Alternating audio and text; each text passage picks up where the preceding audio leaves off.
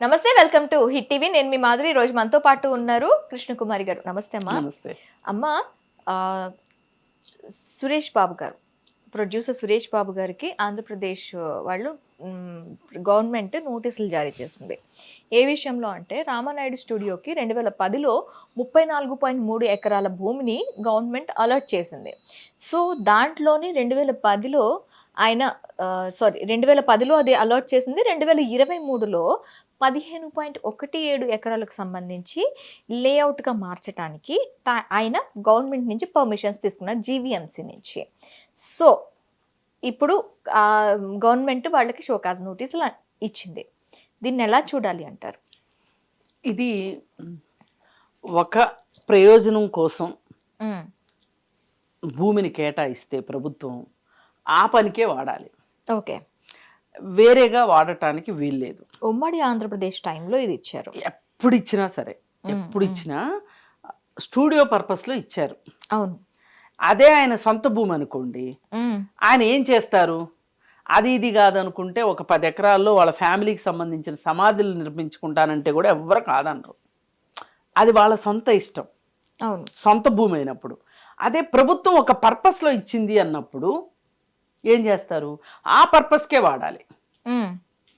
ఆ పర్పస్కి వాడకుండా మీరు నివాస ప్లాట్ల కింద ఇళ్ల స్థలాల లేఅవుట్గా మీరు మారుస్తాను అంటే మీరు అక్కడ వ్యాపారం చేసినట్టు. వ్యాపారం కూడా చేయొచ్చు. సినిమా వ్యాపారం చేస్తే మీరు అక్కడ ఒక స్టూడియో కట్టారు, దాన్ని అద్దెకిచ్చారు, తప్పు కాదు. ఓకే. అదే మీరు ఒక సినిమా హాల్ కట్టారు, సినిమా హాల్ వచ్చి చూస్తారు జనాలు, దాని మీద వచ్చే ఆదాయాన్ని స్టూడియోకి మరలిస్తారు, సంతోషం.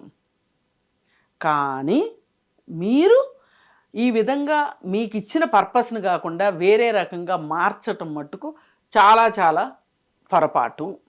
అందుకోసం ఏంటి అంటే ఇప్పుడు 2010 ఉమ్మడి ఆంధ్రప్రదేశ్లో ఇచ్చిన భూమికి 2023లో జగన్మోహన్ రెడ్డి గారు వాళ్ళకి లేఅవుట్ పర్మిషన్ ఇచ్చారు. అది కుదరదు అని చెప్పి ఈ ప్రభుత్వం చెప్పింది. ఇప్పుడు ఈ ప్రభుత్వం రేపు ఎవరికైనా అలాట్ చేస్తే భూమిని వాళ్ళు దానికి వాడకుండా ఇంకొక దానికి వాడాలని చూస్తే రాబోయే ప్రభుత్వాలు కూడా ఒప్పుకోకూడదు. ఇప్పుడు ఇక్కడ చూసుకుంటే చంద్రబాబు నాయుడు గారు ఒకప్పుడు ఉమ్మడి ఆంధ్రప్రదేశ్ ఉన్నప్పుడు హైదరాబాద్లో కొన్ని స్థలాల్ని, కొన్ని ప్రభుత్వ భూముల్ని కొన్ని కంపెనీలకి ఇచ్చారు బిజినెస్ డెవలప్మెంట్ కోసం. వాళ్ళు ఏమీ చేయకోకుండా అలాగే ఉంచేసేసరికి ఏం చేశారంటే వైఎస్ రాజశేఖర రెడ్డి గారు వచ్చిన తర్వాత ఆ కేటాయింపుల్ని రద్దు చేశారు. రద్దు చేస్తే చాలామంది ఊరుకున్నారు. కొంతమంది సుప్రీంకోర్టు వరకు వెళ్ళి ఫైట్ చేశారు. ఐఎంజీ కంపెనీ వాళ్ళు సుప్రీంకోర్టులో కూడా వాళ్ళకి ఎదురు దెబ్బ తగిలింది. ఆ తగిలితేనే ఆ తాలూకు వచ్చిన భూమే ఇప్పుడు ఈ కంచెగచ్చిబౌలి భూములు.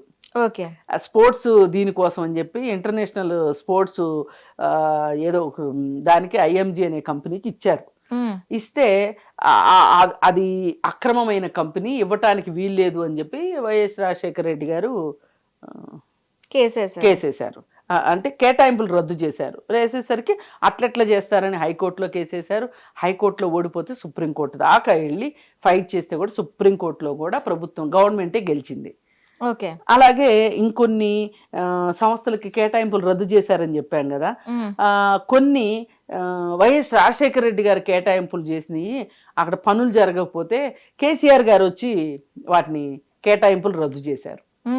అందుకని ఏంటంటే జీవో ప్రకారం ఏముంది, ఆ జీవో ప్రకారం లేకపోతే సాక్షాత్తు ముఖ్యమంత్రి ఇచ్చినా సరే దాన్ని కాదనే హక్కు ఒక మామూలు పౌరుడికి కూడా ఉంటుంది. మామూలు పౌరుడు కూడా వెళ్ళి పబ్లిక్ ఇంట్రెస్ట్ లిటిగేషన్ పిల్లు వేయొచ్చు, వేసి కోర్టులో చెప్పొచ్చు.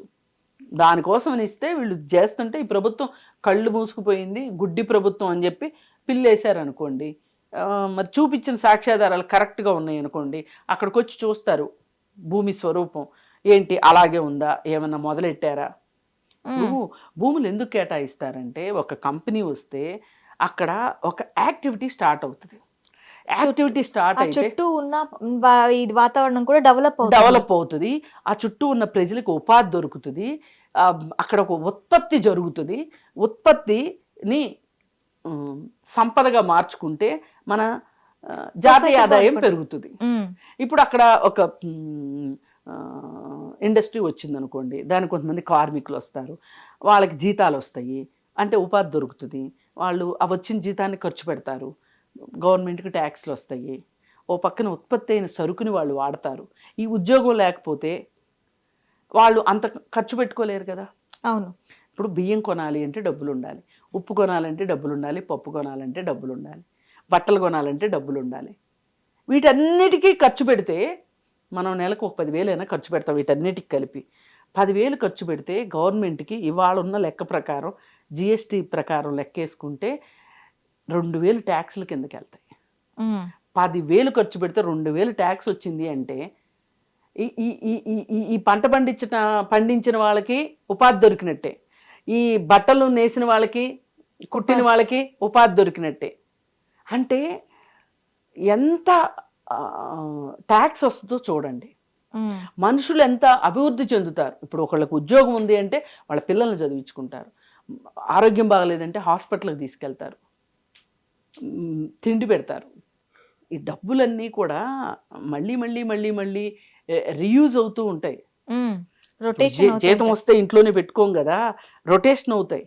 ఈ రొటేషనే ఇది ఒక ఆర్థిక చక్రం తిరుగుతుంటుంది, నిరంతరం తిరుగుతుంటుంది. ఇప్పుడు మనం మాట్లాడుకుంటే కొంత డబ్బు జనరేట్ అవుతుంది. అవును, ఒక బిజినెస్ ఇది కదా, అంతే. మరి అలాంటప్పుడు అలాంటిది లేకోకుండా ఒక వ్యక్తికి లాభం కలిగేలాగా చేశారనుకోండి, ఏంటి లాభం? ఇలాంటి అవకతవకలు మన భారతదేశంలో ఎక్కువ జరుగుతున్నాయి కాబట్టి మన దేశంకేమో దేశంలో సంపద ఏమో కరిగిపోతుంది, వ్యక్తుల సంపదలు పెరుగుతున్నాయి. అవును, దేశ సంపద కరిగి వ్యక్తుల సంపదగా మారిపోతుంది. అలాగే ఇప్పుడు 99% జనాల దగ్గరేమో డబ్బులు ఉండట్లేదు, 1% వాళ్ళ దగ్గర ఏం చేసుకోవాలో తెలియని డబ్బులు ఉంటున్నాయి. అసలు ఈ 99%కి దగ్గర డబ్బులు ఉన్నాయి అనుకోండి, వీళ్ళ కొనుగోలు శక్తి పెరిగింది అనుకోండి, ఆటోమేటిక్ అభివృద్ధి జరుగుతుంది. ఒక పేద కుటుంబాలు ఎన్నో ఉన్నాయి. మన బిలో పావర్టీ లైన్ కింద ఉన్న వాళ్ళు చాలా మంది ఉన్నారు. వాళ్ళు ప్రతిరోజు ఒక కోడిగుడ్డు తిన్నారనుకోండి, అంటే వాళ్ళ ఇంట్లో 4 ఉన్నారు, 4 కోడిగుడ్లు ప్రతిరోజు తిన్నారనుకోండి, ఇలాంటి కుటుంబాలు తింటే ఒక నెల మొత్తం మీద ఎన్ని కోడిగుడ్లు ఖర్చు అవుతాయి? ఆ ఎన్ని కోడిగుడ్లు రావాలి అంటే ఎన్ని కోళ్ళని మనం పెంచాలి? ఒక పౌల్ట్రీ ఫామే ఇండస్ట్రీయే ఎంత డెవలప్ అవుతుంది. ఇప్పుడు అవి ఊరికే గుడ్లు పెట్టవు కదా, కోళ్ళు దాణా తిని గుడ్లు పెడతాయి. అవును, ఆ గుడ్లు మన దగ్గరికి వస్తాయి, మనం డబ్బులు ఇస్తాం. అంటే ఇదంతా ఏంటి అంటే ఒక సర్కిల్. పైగా మన దేశ సంపదకి ఈ దేశంలో పుట్టిన ప్రతివాడు వారసుడే, అవును, ప్రతివాడు హక్కుదారుడే. కానీ బలవంతంగా మనం హక్కు లేకుండా చేస్తున్నాం, మన హక్కును మనమే కాలు రాసుకుంటున్నాం. మరి ఈ పరిస్థితిలో ఒక ఇండస్ట్రీ కోసం ఇచ్చిన ల్యాండ్ను, ఒక స్టూడియో కోసం ఇచ్చిన ల్యాండ్ని వ్యక్తిగతంగా హస్తగతం చేసుకుంటాను అంటే అది తప్పు, చేసుకోవటానికి వీల్లేదు. ఈ దేశంలో ఇలాంటి అతిక్రమణలు జరుగుతున్నాయి కాబట్టి మనం ఫలితాలు మనం చూసిన తర్వాత అయినా సరే జనాల్లో మార్పు రావాలి. అలాగే ఈ పెట్టుబడిదారుల్లో కూడా మార్పు రావాలి, ఈ ఇండస్ట్రియలిస్టుల్లో కూడా మార్పు రావాలి. అసలు నా ఒక ఫ్యామిలీకి ఎంత డబ్బులు కావాలి? నా తరం ఇప్పుడు వాళ్ళ అబ్బాయి సురేష్ బాబు కొడుకే లీడర్ సినిమా చేశాడు. లీడర్ సినిమాలో ఏం చెప్పాడు ఆయన? నా కొడుకు, వాడి కొడుకు తిన్నా తరగనంత ఆస్తులు సంపాదించుకుంటున్నారు ఈ రాజకీయ నాయకులు అని కదా ఆయన ఆక్రోశించాడు ఆ సినిమాలో. మరి అసలు మీ ఫ్యామిలీకి ఇన్ని ఆస్తులు ఎందుకు అంటే సినిమా వేరు జీవితం వేరు అని చెప్తారు ఇట్లాంటప్పుడు. అంతే కదా, సినిమా వేరు జీవితం వేరు అంట సింపుల్గా. వాళ్ళకి బోలెడు ఆస్తులు ఉన్నాయి, ఇంట్లో మనుషులు ఉండరు కానీ ఇంట్లో బోలెడు గదులు ఉంటాయి. ఇప్పుడు ముఖేష్ అంబానీ 34 అంతస్తులు ఇల్లు కట్టుకున్నాడంటే 34 అంతస్తులు ఇంట్లో ఏం చేస్తారు చెప్పండి? నాకు చెప్పడానికి నీరసం వస్తుంది. 34 అంతస్తులు అంటే ఊహించుకోవడానికి భయం వేస్తుంది. అదే బొంబాయి నగరంలో ధారవి అని ఒక పేదలు ఉండే కాలనీ ఒకటి ఉంటుంది. ఆ కాలనీ ఎంత కాలనీ తెలుసా అండి? మన ఏషియాలో ఉన్న అన్ని దేశాల్లోకి బిగ్గెస్ట్ స్లమ్, అతిపెద్ద స్లమ్ ధారవి. అవును. అంటే డిస్పారిటీ చూడండి, అసమానతలు చూడండి, ఆర్థిక అసమానతలు. ఒక పక్కన 34 అంతస్తుల్లో నలుగురే మనుషులు ఉంటారు సొంతదారులు, మిగతా వాళ్ళందరూ పని వాళ్ళే ఉంటారు. వాళ్ళకేమో అంత ఇల్లు, వీళ్ళకేమో వాళ్ళ దగ్గర పనిచేసే వాళ్ళ ఇళ్ళు కూడా చాలా గొప్పగా ఉంటాయి. వాళ్ళ కుక్కకు కూడా మంచి ఇల్లు ఉంటుంది ధారావితో పోలిస్తే. ఇది ఈ దేశం ఇలా అవ్వడానికి ఇలాంటి వాళ్ళే కారణం. ఇలాంటివి చేయడానికి రాజకీయ నాయకులు కారణం. ఇది ఎక్కడో ఓ చోట సరిదిద్దబడాలి. ఇతను ఒక్కడే మొదటిసారి ఇలాంటివి చేశాడా, ఇతనితోనే ఆఖరా అంటే నేను చెప్పను. అలా చెప్తే నేను మోసం చేసుకున్నట్లు అవుతుంది. చాలామంది చేస్తున్నారు కాబట్టి నేను చేస్తాను అనడం కూడా కరెక్ట్ కాదు. అందుకని ఈ విధానానికి ఎక్కడో బ్రేక్ పడాలి, ఎండ్ పాయింట్ పడాలి, బ్రేక్ కావాలి. ప్రతి గొంతు ప్రశ్నించే గొంతు కావాలి. ఇప్పుడు నేను మళ్ళీ రానా సినిమా, లీడర్ సినిమా దగ్గరికి వెళ్తే, లీడర్ సినిమాలో అందరూ ఇలానే చేస్తున్నారు, నువ్వు కూడా ఇలాగే చేస్తావా అని తల్లి అడుగుతుంది.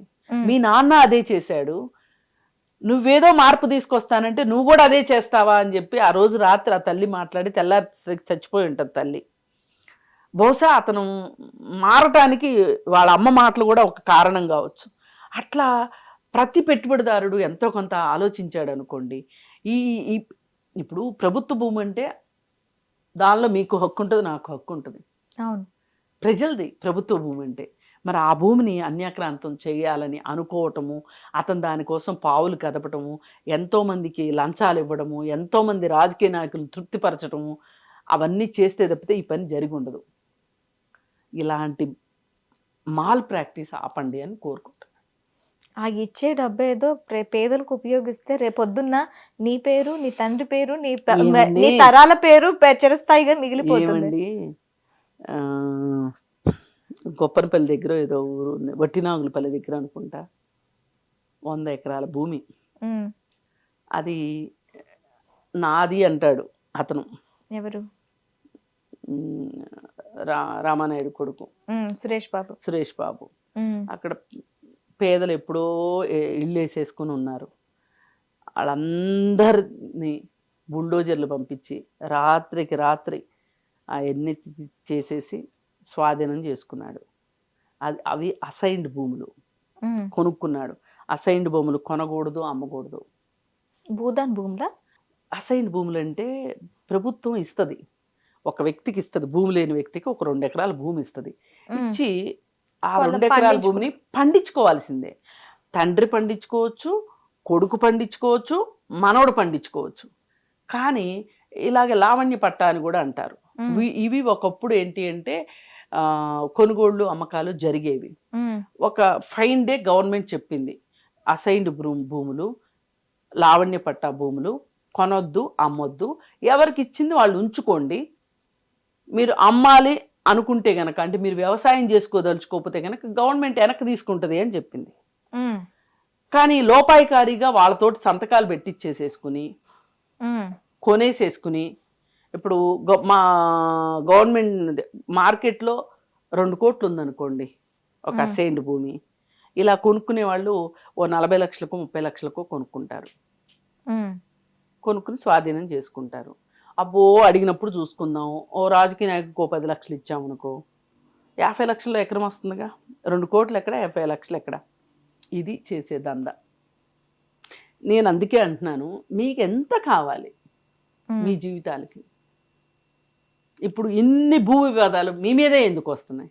అవును, ఒక చిరంజీవి మీద రావట్లేదు, ఇంకోటి మీద రావట్లేదు, పదే పదే పదే పదే ఇతని మీదే ఎందుకు వస్తున్నాయి? ఇప్పుడు అక్కడ కూడా ఫిలిం నగర్లో కూడా ఒక భూమి గురించి జరుగుతుంది. అసలు ఇవాళ ఫిలిం నగర్ మొత్తం మీద చూసుకుంటే అతి ఎక్కువ స్థలాలు ఉంది రామానాయుడు ఫ్యామిలీకి. సరే, ఏది అక్రమమో ఏది సక్రమమో తేల్చడానికి నేనేమి రెవెన్యూ ఆఫీసర్ని కాదు. కాకపోతే అందరూ మాట్లాడుకునేవి ఇవాళ వార్తల్లో వచ్చినాయి మటుకు మనం మాట్లాడుకో. ఓకే అమ్మా, thank you very much. Hit TV app, ఇందులో short news, live news, entertainment shows, movies, digital magazines తో పాటు మీ జిల్లా వార్తలను కూడా ఫ్రీగా చూడొచ్చు. అంతేకాదు కేజీ నుంచి పీజీ వరకు విద్యార్థులకు స్కాలర్షిప్ కూడా అందిస్తున్నాం. ప్రతి వారం 10 మందికి లక్కీ డ్రా ద్వారా ఒక్కొక్కరికి 10,000 రూపాయలు అందిస్తున్నాం. ఇంకెందుకు ఆలస్యం, వెంటనే హిట్ టీవీ యాప్ ని డౌన్లోడ్ చేసుకుని ఫ్రీగా ఎంటర్టైన్మెంట్ పొందండి. Hit TV app. Hit TV app. Please download hit TV app. Hit TV యాప్ని ఫ్రీగా డౌన్లోడ్ చేసుకొని ఎంజాయ్ చేయండి. మీకు నచ్చిన ఎంటర్టైన్మెంట్ కోసం హిట్ టీవీ యాప్ ని ఫ్రీగా డౌన్లోడ్ చేసుకుని ఎంజాయ్ చేయండి. హిట్ టీవీ యాప్ని డౌన్లోడ్ చేసుకుని ఆస్వాదించండి, ఆశీర్వదించండి. ఇంతమంది సెలబ్రిటీలు హిట్ టీవీ యాప్ ని డౌన్లోడ్ చేసుకోండి అని చెప్తున్నారంటే ఎంత మంచి యాప్ ఆలోచించండి. అమెరికా అమెరికా అమెరికా అమెరికాలో చదవాలనుకునే వాళ్ళకి విశ్వసనీయమైన పేరు మన శౌర్య కన్సల్టెన్సీ. UK లో 1 year masters. UK లో 1 year masters. 2 years work permit up to 5 years visa. Contact Saurya Consultancy. Contact 89851 89851.